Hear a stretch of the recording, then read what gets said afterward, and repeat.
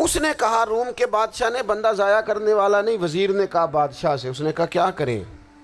کچھ ایسا کریں کہ یہ معاذ اللہ ہمارے دین میں آ جائے۔ اور قرآن مجید نے واضح کہہ دیا ہے کہ یہودی اور عیسائی تم سے راضی نہیں ہو سکتے حتی تتبع ملتہم، جب تک کہ تم ان کے دین کی پیروی نہ کرو، ان کو کسی طریقے سے معاذ اللہ عیسائی بنایا جائے۔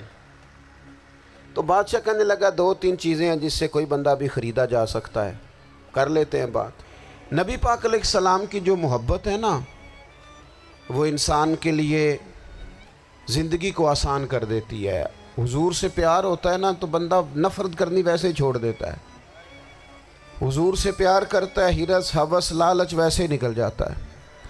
جب حضور سے محبت ہو جاتی ہے، نماز پڑھنا، درگزر کرنا، درود شریف پڑھنا، قرآن پاک پڑھنا، دین کی خدمت کرنا، حتیٰ کہ جان دینا بھی آسان ہو جاتا ہے۔ نبی پاک علیہ السلام کی محبت انسان کو کبھی بھی پریشان نہیں ہونے دیتی، الجھنے نہیں دیتی، تازہ دم رکھتا ہے حضور کا پیار۔ شرط یہ ہے کہ محبت صحیح ہو، اصلی ہو، باطن میں ہو۔ یہ آپ کے ذہن کے اندر کبھی بھی کسی بدبو کو نہیں آنے دے گی، طبیعت کو تازہ دم رکھے گی، سکون میں رہیں گی۔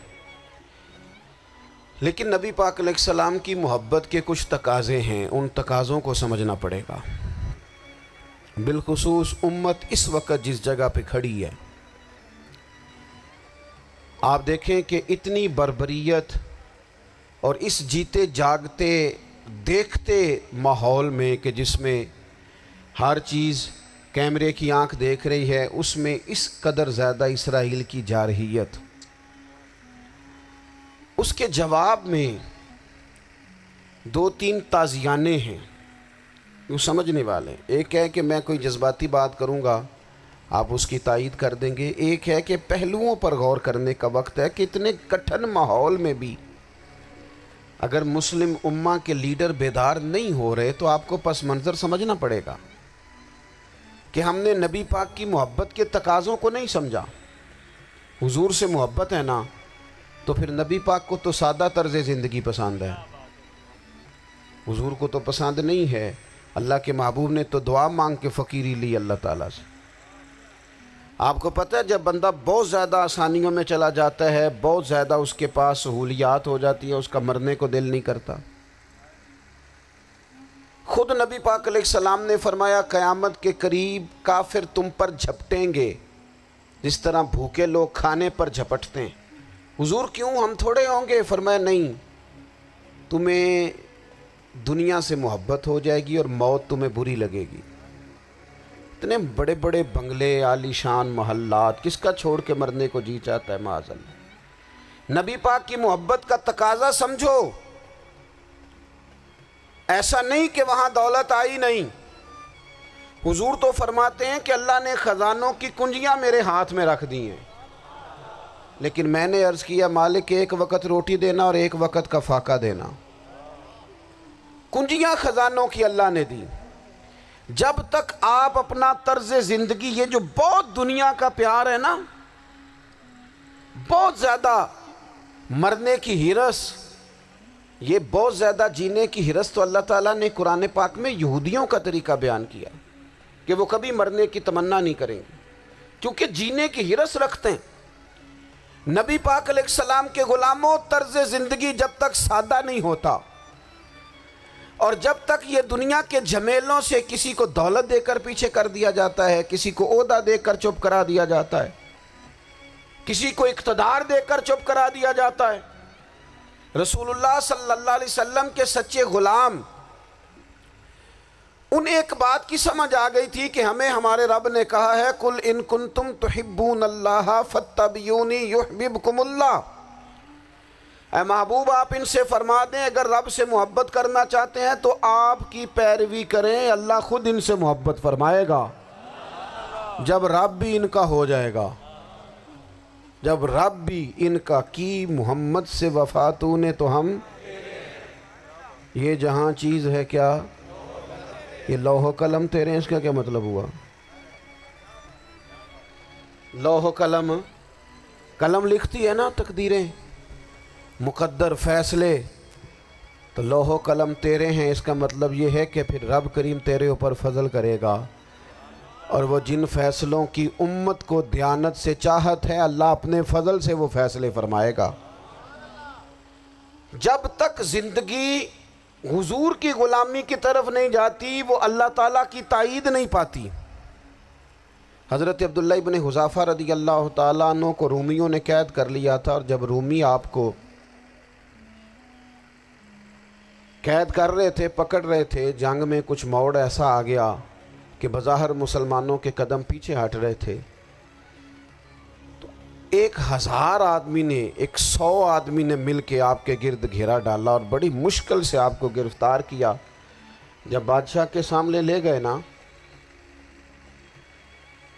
تو بادشاہ سے اس کا سپہ سالار کہنے لگا کہ بندہ ضائع کرنے والا نہیں، یہ بات سمجھیں آپ، ہماری طبیعت کے مطابق جو بندہ پورا نہیں اترتا ہم ضائع کر دیتے ہیں۔ حالانکہ اگر آپ کو مخالف صف میں بندہ کام کا نظر آئے تو آپ غور فرمائیں کہ یہ ہمارے قافلہ محبت میں کیسے شامل ہو سکتا ہے، اس کے لیے جد و جہد کریں تاکہ اس سے کام لیا جا سکے۔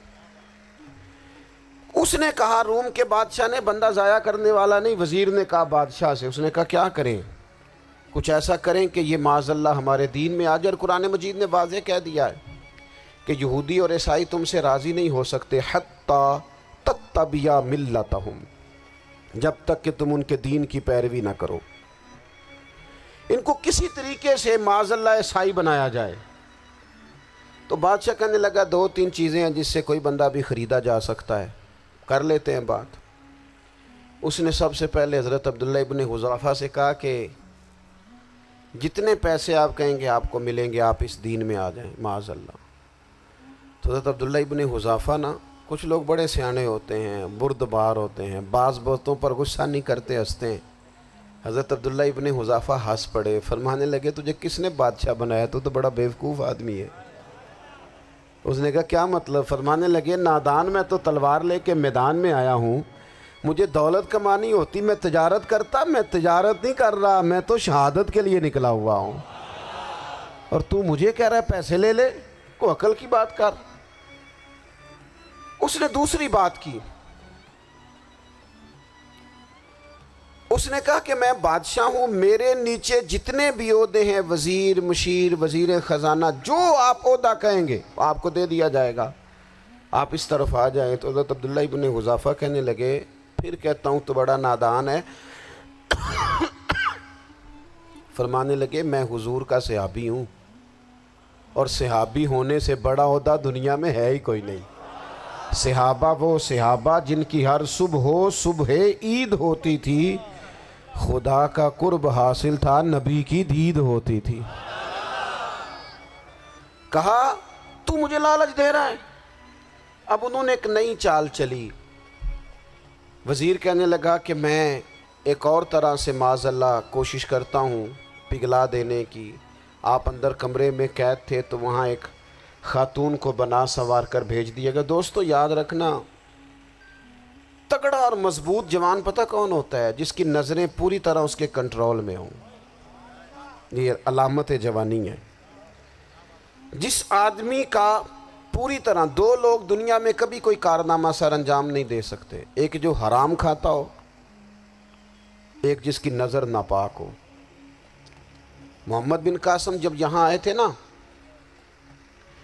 تو ایک دن بڑے پریشان تھے، تو ایک بزرگ کہنے لگے آپ کیوں پریشان ہیں؟ کہنے لگے راجہ دہر سے مقابلہ ہے، اور ہماری فوج تو سندھ کے رستے بھی نہیں جانتی، زبان بھی نہیں جانتی، لڑیں گے کیسے؟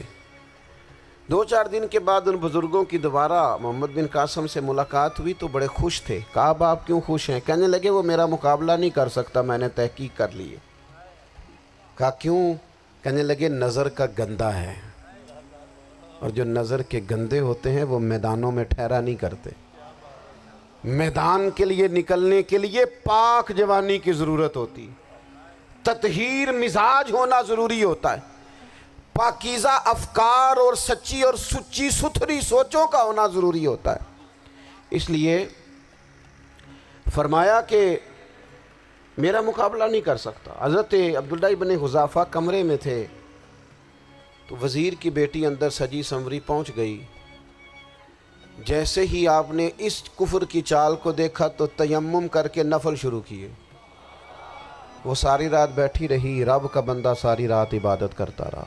عبادت بڑا سہارا ہے، مصلی بڑا سہارا ہے اللہ کے بندوں.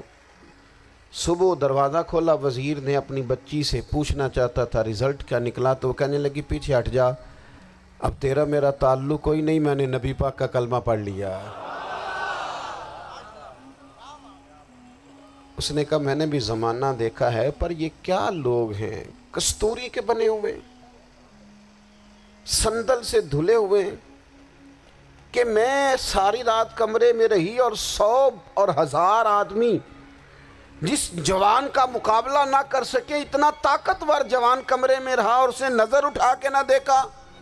او کچا رنگ للاری والا جڑا چڑھدا تے لیندا رہندا ہے، اے عشق تیرے دا رنگ محمد چڑھیا پھر نہیں لیندا. میں نے کہا ایک دفعہ نظر اٹھا کے نہیں دیکھا، کمال ہو گئی. اتنے بڑے لوگ، اتنی بڑی سعادت مندی، فیروز بختی، معاملہ فہمی حد ہو گئی. اللہ اکبر. دوستو، بادشاہ جب پوری طرح ہار گیا نا، اس نے کہا مار دو.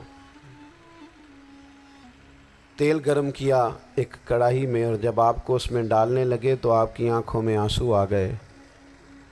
بادشاہ کا خیال ہوا شاید نرم ہو گئے ہیں. کہنے لگا روئے کیوں؟ فرمانے لگے سوچتا ہوں جان ہی ایک ہے، کتنا مزہ ہے اس کی راہ میں جان دینے کا، کتنی لذت ہے اس کے نام پر مرنے میں، کتنا لطف ہے. جے تو چڑھیا اتے دار بھی نہیں، تے جے تو وکیا عشق بازار بھی نہیں، تے ایڈا سستا سودا پیار بھی نہیں، تے ایڈا سستا لبدا یار بھی نہیں. کئی جنگل گانے پیندے نی، کئی دوزخ لنگنے پیندے نی، جے وہ اس ملوں بھی مل جاوے، ایدوں سستا ہور بپار بھی نہیں. تے کچھ سمجھ نہ آوے لوکاں نوں وہ کادے نال شہید کرے، ڈٹھی یار دے ہاتھ تلوار بھی نہیں، پر او دا خالی جاندہ وار بھی نہیں. کہنے لگے ایک جان ہے نا، تو دل کرتا ہے ہزاروں ہوتی تو ایک ایک کر کے محبوب کے نام پہ قربان کرتا. جب میرے پاس ہے ہی ایک، کروں کیا؟ حضرت عبداللہ ابن حذافہ رضی اللہ تعالیٰ عنہ جب روئے اور بادشاہ نے یہ بات سنی تو بادشاہ اٹھ کے کھڑا ہو گیا. سارے وزیروں مشیروں کو کہنے لگا تم نے کہا تھا نا بندہ ضائع کرنے والا نہیں، یہ بھی ضائع کرنے والا نہیں. کہنے لگا میرا ماتھا چومو، تم جیسے لوگوں کو قتل نہیں کرنا چاہیے، آزاد کرنا چاہیے. عزیز، اپنی زندگی سے نا یہ بہت زیادہ ہرس، ہوس، طمع، اور یہ کسی بات کی بھی ہو، ہرس صرف پیسوں کی نہیں ہوتی ہے، شہرت کی بھی ہوتی ہے. یہ بیماری انسان کو اقتدار کی بھی ہوتی ہے، تعریف کی بھی بیماری ہوتی ہے. یہ سارے نقص ہوتے ہیں لوگوں کو، اور معاذ اللہ بعض جبوں کبوں کے اندر بھی ہوتے ہیں، وہاں بھی پنپتے ہیں. اپنی زندگی جب تک اس سادگی میں نہیں لاؤ گے جو رسول پاک نے عطا فرمائی ہے. جب لوگ آسانیوں میں پوری طرح الجھ گئے تو پھر وہ دور ہوئے اور کفر چڑھ گیا. دوسری بات، اللہ کے محبوب صلی اللہ تعالیٰ علیہ وسلم کی محبت ہم سے تقاضا کرتی ہے کہ ہم اس مشن کے لیے کام کریں جس مشن کے لیے رسول پاک نے کام فرمایا ہے. ہم سارے کام بڑی مضبوطی سے، سوچ سمجھ کے، تدبر سے، حکمت سے، تقاضوں کو مد نظر رکھتے ہوئے کرتے ہیں. سارے کام. دین کے کام میں ہمارا مزاج نہیں ہوتا، او ہو جائے گا جی، آپ بسم اللہ پڑھیں جی، شروع کریں جی. آپ تقاضوں کو سمجھیں، چیزوں کو دبائیں نہیں، چیزوں پر غور کریں. کسی کے ذہن کی سطح پر سوال ابھرتا ہے، اس کا تسلی بخش جواب دیں. اپنی زندگی میں دین کے کام کے لیے اپنے آپ کو وقف کریں. اور دین کے کام کے بہت سارے پہلو ہیں. ہزاروں لوگوں کو قرآن پاک ٹھیک پڑھنا نہیں آتا، ہزارہا لوگ ہیں جو قرآن مجید کے مطالب سے آگاہ نہیں ہیں، دین کی بنیادی ضروریات سے لوگ نابلد ہیں. میں آپ کو کس طرح یہ بات سمجھاؤں کہ ہزاروں کی تعداد میں طلاقیں اس لیے ہوتی ہیں کہ مردوں کو طلاق کے مسئلے نہیں آتے. انہیں پتہ نہیں ہے کہ مجھے حقوق زوجین کے معاملے میں کیسے چلنا ہے. ڈھیر سارے گھروں میں تباہی اس لیے ہے کہ تربیت اولاد کا دینی منہج ہمیں نہیں پتا. اپنا حصہ ملائیں دین کے کام میں. ایک آدمی کو اگر تو نمازی کرنے میں کامیاب ہو گیا تیری زندگی بدل گئی. وہ دین بیزار لوگ جو ہمارے بیچ بیٹھ کے ہماری نوجوان نسل کو پگڑی اور داڑھی کا نام لے کے بنیادی طور پر دین سے دور کرتے ہیں، ایسے نوجوانوں کو دین کا پیغام محبت دے کر دین کے قریب کرنا ہماری ڈیوٹیوں کا حصہ ہے. ہمیں ذمہ داری کا احساس کرنا پڑے گا، ہمیں یہ خاص قدم اٹھانا پڑے گا، توجہ دینی پڑے گی. مساجد، مدارس، میں آپ سے عرض کروں اتنی ڈٹ کے مخالفت ہوتی ہے نا مدرسوں کی، اتنی ڈٹ کے. میں ادارہ چلاتا ہوں، اس کے چلانے میں جو مشکلات ہیں وہ تو ہم بتا نہیں سکتے آپ کو، اس لیے کہ میری قوم، میرا اس قوم سے تعلق ہے جو نعت خواں امیر کرنا چاہتی ہے، مدرسے نہیں. ہاں نقیب خطیب پیدا کرنا چاہتی ہے، شعر و شاعری کی زندگی کو پروان چڑھانا چاہتی ہے. فقط ہمارا ان لوگوں سے تعلق ہے جو لاکھوں کروڑوں روپیہ محافل پہ لگائیں گے، اور قاری صاحب بیچارے اگر مسجد کا کوئی ہونے والا کام کسی وقت بتا دیں گے تو وہ بڑی مشکل آ جائے گی ان کے لیے. یہ کیسے ہو سکتا ہے، آپ نے یہ ڈیوٹی بتا دی. مدارس اور جتنا اہم رول دین کو پھیلانے میں مدارس اسلامیہ کا ہے، اتنی زبردست. لوگوں کا خیال ہوتا ہے میری طرح کے لوگ شاید کام کرتے ہیں، ڈیوٹی کرتے ہیں. یہ 10-15 لوگ آپ کو نظر آتے ہیں جو آپ کو کہیں میڈیا پر یا ادھر ادھر ڈیوٹی کرتے، مخلص لوگ اپنی جگہ پہ، وہ بھی بڑا ہی کام کر رہے ہیں، جو میڈیا پہ آ کے بھی اخلاص سے اور درد دل سے کو دین کی، ان کی بھی کسی بات کی حوصلہ شکنی نہیں. لیکن ہزارہا اساتذہ جو مدارس میں بیٹھ کے پڑھاتے ہیں، جنہوں نے وہ سارے لوگ تیار، آپ سمجھ نہیں سکتے کتنا بڑا کام. حفظ کا استاد جو ہوتا ہے نا، اس کی ڈیوٹی 24 گھنٹے ہوتی ہے فجر سے پہلے، اور اس نے بچوں کو اٹھانا ہے. تنخواہ تو ہم انہیں دینا نہیں نہ چاہتے جی، تنخواہ نہیں دے دی انہوں نے.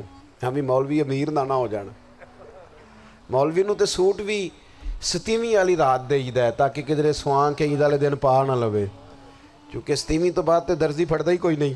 کیوں حضرت؟ ایسے ہی ہے نا، اس وقت تو نہیں نہ لیتا. تو ہم چاہتے ہیں مولوی ہماری مرضی کے ہماری طرح کا سوٹ نہ پہن لے. مدارس کی مضبوطی آپ یہ دیکھ لیں، یہ صلاح الدین ایوبی کا تعلق بھلا کس چیز سے تھا؟ غوث اعظم کے مدرسے سے. حضور غوث اعظم کے مریدوں کی جماعت اس کے ساتھ شامل تھی. کون لوگ تھے جنہوں نے مدارس سے فیض پایا؟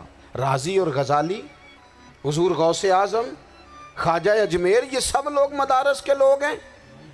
کمزوریاں ہیں، غلطیاں ہیں، بہت ساری چیزوں کی اصلاح کی ضرورت ہے، لیکن یہ دین کا بہت بڑا قلعہ ہوتا ہے مدرسہ. لیکن اس کی مخالفت کی جاتی ہے. مجھے بتائیے، اگر مدرسوں میں کمزوریاں ہیں تو کالجوں یونیورسٹیوں میں نہیں ہیں؟ ہم نے کبھی مخالفت کی ہے بند کر دو سارے؟ لیکن لوگوں کا جب خیال آتا ہے، جب ہمارے ایک سابقہ وزیر صاحب تھے سر راہ، کسی دعوت میں میری ان سے ملاقات ہو گئی تو انہوں نے کہا مدرسوں کا کردار کیا ہے آج کے ماحول میں؟ میں نے انہیں کہا کہ مختلف کورسز آپ کراتے ہیں نا، تو اس کے لیے پھر مختلف ویکینسیز ہوتی ہیں. جہاں بچوں کو مدرسے کا کورس کرایا جاتا ہے تو استاد بننا ہوتا ہے، اس نے خطیب بننا ہوتا ہے، مسجد کی ڈیوٹی کرنی ہوتی ہے. میں نے کہا آپ بالکل کوئی حکومت سرپرستی نہیں کرتی، لیکن اللہ کا فضل ہے. کبھی آپ نے حکومت سے سنی ہے جس میں جمعے والے دن مولوی نہ ملا ہو جمعہ پڑھانے کے لیے؟ کبھی آپ کو رمضان میں ایسی مسجد ملی ہے جس میں قرآن مجید سنانے کے لیے حافظ نہ ملا ہو؟ یہ ہو سکتا ہے کسی حافظ کو مسجد نہ ملے. تو مدارس کے ذمے جو کام تھا مدارس نے جم کے کیا ہے اور ڈٹ کے کیا اللہ کے فضل سے. اور مدارس کے لوگوں کو بھی کمزور نہیں پڑنا چاہیے، کبھی کسی وزیر، مشیر، مالدار کے روب میں نہیں آنا چاہیے، قطعاً نہیں. کیوں؟ کہ یہ وہ عظیم لوگ ہیں رسول اللہ صلی اللہ علیہ وسلم کے دین کے غلام، کہ ابھی ایک لفظ نہیں پڑھا ہوتا الف با تا سا، پہلے دن گھر سے نکلتے ہیں تو حضور فرماتے ہیں اللہ کے فرشتے ان کے پیروں کے نیچے پر بچھا بھی دیتے ہیں. پہلے دن اتنا بڑا اعزاز ملتا ہے. تو حضور کی محبت کا تقاضا ہے دین کا کوئی کام کیا جائے. ایک خاتون مسجد نبوی شریف میں جھاڑو دیتی تھی پر کوئی کام تو کرتی تھی نا. اور کس مسجد میں؟ جہاں 70,000 فرشتے صبح آتے ہیں، 70 شام آتے ہیں. اس مسجد میں وہ خاتون جھاڑو دیتی تھی، بخاری ہے۔ جب ان کا انتقال ہو گیا، صحابہ نے سوچا کہ حضور کو تکلیف ہوگی، بغیر بتائے جنازہ پڑھ دیا۔ حضور صبح تشریف لائے، تازی قبر دیکھی، اور محبوب وہ ہیں جو فرش پہ کھڑے ہو کے عرش کی خبریں دیتے ہیں۔ نبی پاک علیہ الصلوۃ والسلام نے فرمایا کہ مجھے اطلاع کیوں نہیں دی اس کے انتقال کی؟ یہ کرم دیکھو، کوئی ڈیوٹی تو کرتی تھی نا یار، پر خلوص سے، پر پیار سے، پر اللہ کو راضی کرنے کے لیے، پر درد دل سے۔ اور دین کی ڈیوٹیاں کرنے والے دوستو سنو، حضور صبح آئے، قبر کو دیکھ کر فرمایا مجھے کیوں نہیں بتایا؟ یا رسول اللہ آپ کو تکلیف دینا مناسب نہ جانا؟ تو قبر پہ کھڑے ہو کے حضور نے فرمایا صف بناؤ، میں دوبارہ جنازہ پڑھاؤں گا۔ صف بناؤ، میں دوبارہ جنازہ پڑھاؤں گا۔ کوئی ڈیوٹی تو۔ تیسرا تقاضا حضور کی محبت کا، سمجھو میں بس بڑی جلدی بات سمیٹنے لگا ہوں۔ حضور کی امت سے پیار کرو، یہ نبی پاک کی محبت کا تقاضا ہے۔ حضور اس بندے سے بڑے راضی ہوتے ہیں جو حضور کی امت سے پیار کرتا ہے۔ آپ کو پتہ ہے حضرت جبریل امین علیہ السلام نے معراج کی رات حضور علیہ الصلوۃ والسلام سے عرض کی تھی کہ اللہ کی بارگاہ میں عرض کیجئے گا میری بھی ڈیوٹی لگ جائے آپ کی امت کے ساتھ محبت کرنے پر۔ تو یہ کیوں کہا تھا انہوں نے؟ علماء نے لکھا اس لیے کہا تھا کہ حضرت جبریل بھی جانتے ہیں کہ حضور کی امت سے محبت کی بات کی جائے نا تو نبی پاک راضی ہوتے ہیں۔ امت سے پیار کرو گے نا، امت سے، ایک صرف بات کا خیال رکھنا، عقیدہ برا ہو تو بات دوسری ہے، ورنہ میرے محبوب کی امت کا ایک ایک شخص جو مدینے والے کا کلمہ پڑھتا ہے، جو حضور کا غلام ہے، اس کے بارے میں اپنے دل میں گنجائش رکھنا، پیار رکھنا، وارفتگی رکھنا۔ اور دوستو یہاں لوگ کس طرح گروہوں کو، جماعتوں کو سپورٹ کرتے ہیں۔ نبی پاک نے اس امت کی کثرت پر فخر بیان کیا، اور حضور فرمانے لگے 120 صفیں جنتیوں کی ہوں گی، قیامت میں 80 صفیں صرف میری امت کی ہوں گی۔ میں کثرت امت پر فخر کروں گا۔ ان لوگوں سے پیار کرنا ہے، ان کے دکھ درد کو سمجھنا ہے۔ پتہ ہے آج کیا ہوتا ہے؟ آج ہمیں نا مختلف چھوٹے چھوٹے ملکوں میں بانٹ دیا گیا، تو ہم کسی دوسرے مسلمان بھائی کا درد نہیں محسوس کرتے، ہم گھروں میں نہیں محسوس کرتے۔ پڑوسی پر ظلم ہو رہا ہو تو ہم کہنے پتر ساڈا نہیں مسئلہ، یہ دا مسئلہ ہے، تینوں کی لگے۔ حالانکہ پڑوسی کی آگ اس لیے بھی کسی وقت بجھا دینی چاہیے کہ پڑوسی کی نہ بجھائی جائے تو اپنا گھر بھی زاد میں آ جاتا۔ آج امت مسلمہ سے ہمیں بس لگا دیا گیا اپنے حصے کی روٹی کماؤ، اپنے حصے کی کوٹھی بناؤ، اپنے حصے کی گاڑی خریدو، اپنے حصے کا کام کرو۔ امت کا درد، امت کی بات، وحدت امت کا تصور، امت کا دوبارہ سے وہ شان ارسل رسولہ بالہدی ودین الحق لیظہرہ علی الدین کلہ، وہ تصور کب ہوگا؟ اس وقت ہوگا جب ہم بات امت کی کریں گے۔ نبی پاک علیہ السلام نے فرمایا مسلمان کی مثال ایک جسم کی طرح ہے، جسم کے ایک حصے کو تکلیف ہو تو سارا آزمائش میں آ جاتا ہے۔ مجھے بتاؤ یہ انگلی درد کرتی ہو، یہ انگلی جسم کا حصہ ہے نا، تو میرا خیال ہے دماغ یہ کہہ دے گا کہ انگلی کی درد ہے نا منو کی لگے، دل کہہ دے گا کوئی نہیں ٹینشن لینے، انگلی کا مسئلہ ہے نا۔ ایسا نہیں ہوتا، بلکہ جب انگلی میں درد ہوتی ہے تو دماغ منصوبہ بندی کرتا ہے کہ اس کا علاج کیسے ہو سکتا ہے، دل پریشان ہوتا ہے، پیر چل کے جاتے، ہاتھ وہ دوائی وصول کرتے، دانت اسے چبا کر، حلق اسے نگل کر، معدہ اسے ذخیرہ کر کے جسم میں پھیلاتا ہے، پھر جا کے انگلی شفا پذیر ہوتی ہے۔ ایک حصے کو درد ہو تو سارا حصہ کام پہ لگ جاتا ہے۔ اسرائیل اگر تکلیف دے رہا ہے فلسطینیوں کو تو ہونا چاہیے تھا نا بعض مسلمان حکمرانوں کو نیند نہ آتی، وہ درد دل محسوس کرتے، ہونا چاہیے تھا نا کہ بعض لوگ یہاں ہم کیا کرتے ہیں بھلا بیٹھ کے، اب تو مجھے بعض چیزوں سے کوفت بھی ہونے لگا، ہم دیتے ہیں بیان، مذمت۔ آپ کے بیان دینے سے کیا ہوگا؟ فلانے نے بھی بیان دے دیا، فلانے نے بھی کلپ دے دیا، یہ کیا کر رہے ہیں؟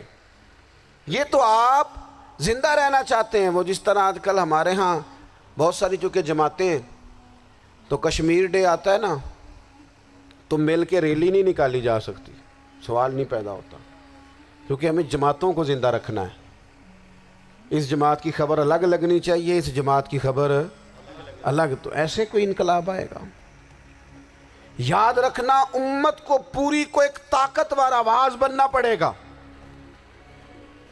ہمیں تھوڑا تھوڑا اوپر اٹھ کے سوچنا پڑے گا. خدا را اللہ تعالیٰ مجھے معاف کرے اگر کوئی بات میں سطحی کر رہا ہوں, دل کی گہرائی سے عرض کرتا ہوں اب تو بڑا سخت وقت آ گیا. اب چونکہ اب تو کیمرے کی آنکھ آئی ہے تو وہ زخمی بچے دیکھے نہیں جاتے, وہ تڑپتی مائیں دیکھی نہیں جاتی, وہ سسکتی اور آواز دیتی بیٹیاں سنی نہیں جاتی. وہ آوازیں ایسی ہیں جیسے وہ رات کے سناٹوں میں چیخیں بن کے لوگوں کو جگایا کریں گی. خدا را کچھ جرم ایسے ہوتے ہیں جن کی سزائیں بڑی سخت ہوتی ہیں, جن کی معافی بڑی مشکل سے ہوتی. اپنے اندر جذبہ ایمانی پیدا کریں. اور میرے دوستو بستر پر بھی تو لوگ ماری جایا کرتے ہیں نا. اپنی زندگی رسول اللہ صلی اللہ علیہ وسلم کے دین کے نام کرو. جذبہ جہاد, شوق شہادت اور عشق رسول, یہ عناصر ہیں جو امت مسلمہ کو پیروں پر کھڑا کریں گے. 2 منٹ کے لیے سوچو, امت اگر اسی طرح کٹتی رہی, پریشان رہی, دکھتی رہی اور باری باری کر کے, اقبال نے کیا کہا تھا؟ اس نے کہا تھا وطنوں میں, انہوں نے کہا تھا کہ ان تازہ خداؤں میں بڑا سب سے وطن ہے, جو پیرہن اس کا ہے وہ مذہب کا کفن ہے. تو اقبال ہم کیا کریں, کہنے لگے بازو تیرا توحید کی قوت سے قوی ہے, اسلام تیرا دیس ہے, کیونکہ تو مصطفی ہے. تو بحیثیت مسلمان سوچنا شروع کر, بحیثیت مسلمان. اور یوں تو سید بھی ہو, مرزا بھی ہو, افغان بھی ہو, تم سبھی کچھ ہو, بتاؤ کہ مسلمان بھی ہو. تمہارے اندر کہیں سے کوئی مومن بھی بولتا ہے کہ نہیں؟ علاقائی تعصبات اور ملکی سرحدوں میں قید ہو جانے والوں, تم ایک نبی کی امت ہو. کیوں نہیں سمجھتے کہ جب کشمیر کی بیٹی روتی ہے تو مدینے والے محبوب پاک علیہ السلام کی امت کی بیٹی روتی ہے, جب فلسطین کی بیٹی روتی ہے تو امت کی بیٹیاں روتی. خدا را کچھ درد دل اپنی طبیعت میں پیدا کریں. میں حکمرانوں کی بات نہیں کرتا, میں تو عام لوگوں سے ایسے تبصرے سنتا ہوں جو نہیں کرنے چاہیے. وہ نہیں جی نہیں, دوسرا رخ بھی دیکھو. عام آدمی اٹھ کے, عام لوگ بھی یہ خطرناک سوچیں اور ان سے خوفناک نتائج برآمد ہوں گے. تو 3 باتیں میں نے آپ کی خدمت میں عرض کی ہیں. ایک تو کوشش کریں اپنی زندگی کے اندر کہ زندگی کو سادہ کریں. پیسہ ضرور کمائیں لیکن پیسے سے پیار نہ کرو, پیار تو مدینے والے رسول سے کرنا. دولتیں, ہرس, ہوس, طمع, ان سے باہر آؤ. اور دوسری گزارش آپ کی خدمت میں یہ عرض کی ہے, کچھ نہ کچھ دین کا کام, اور اس میں بھی شہرتوں سے بچتے ہوئے, تصویروں سے بچتے ہوئے. میں ہر محفل میں شاید کہتا ہوں میری فوٹو آ رہی ہے اور لائیو آ رہا ہے اور فلاں ہو رہا ہے, لیکن اس محفل کا خوبصورت انسان وہ ہے جو سب سے پیچھے بیٹھا ہے. وہ کسی فوٹو کے لیے نہیں آیا. اور میں ڈھیر سارے لوگ دیکھ رہا ہوں, یہ جو آگے بیٹھ جاتے ہیں بعض اوقات 5, 7, 10 لوگ, یہ بڑی تصویر سازی کرتے ہیں, لیکن جو پیچھے بیٹھے ہوتے ہیں, جو پیچھے بیٹھے ہوتے ہیں ان کی کوئی فوٹو نہیں آتی. اور میں نے بہت سارے لوگوں کو دیکھا ہے کبھی موبائل کو ہاتھ بھی نہیں لگاتے, لیکن جن کے لیے آئے ہیں انہیں تو پتہ ہے نا کون کون آیا ہے. اور کچھ دین کے لیے کریں. اور تیسری گزارش آپ کی خدمت میں یہ ہے کہ امت بن کر بھی ضرور سوچیں اور امت کے دکھوں کا مداوع بھی کریں اور امت مسلمہ کا درد بھی اپنے سینے میں ضرور محسوس کریں. اللہ تعالی ہماری اس بزم کو. جی ایک بات اور سن لیں جی. نبی پاک علیہ السلام نے ارشاد فرمایا, لائیں جی, حضور سید عالم علیہ السلام نے ارشاد فرمایا کہ جب تک بندہ